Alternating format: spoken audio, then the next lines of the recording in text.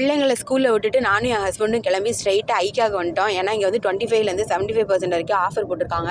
அதனால் நம்ம வீட்டுக்கும் ரெஸ்டாரண்ட்டுக்கும் ஏதாவது திங்ஸ் வாங்கணும் அப்படின்னு சொல்லிட்டு இங்கே வந்தாச்சு.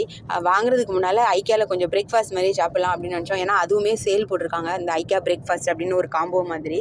அதனால் அங்கேருந்து ட்ரே எடுத்துகிட்டு அங்கே நம்ம வர வழியில் பார்த்திங்கன்னா ஜூஸு, சாலட்டு, அப்படி பேக்கரி ஐட்டம் அந்த மாதிரி ஏதாவது வச்சுருப்பாங்க. அதில் எது தேவையோ அதையும் வாங்கிட்டு அப்படியே இந்த பக்கம் ஃபுட் கோர்ட் கிட்டே வந்தோம்னா அந்த லேடி கிட்டே கேட்டோம்னா அவங்க அந்த டிஸ்பிளேல மேலே போட்டிருந்தது என்ன வேணும் அப்படின்ட்டு, என்ன ஆஃபர்னு அதை நான் காட்டி கொடுத்தேன். அதனால் அதை பிளேட்டில் வச்சு எனக்கு தந்துட்டுருக்காங்க.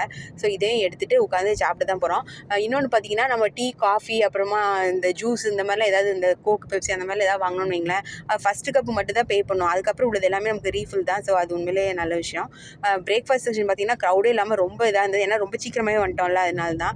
அப்புறம் ஸ்பூனு, ஃபோர்க்கு அந்த மாதிரிலாம் கூட அங்கே இருக்கும். அதுவும் நமக்கு தேவைன்னா எடுத்துக்கலாம். அப்புறம் கெச்சப்பு, சாஸு என்ன தேவைனாலும் அங்கே இருக்கும். அதெல்லாம் தேவைப்பட்டதை எடுத்துகிட்டு அங்கே போய் உட்காந்து சாப்பிட போயாச்சு.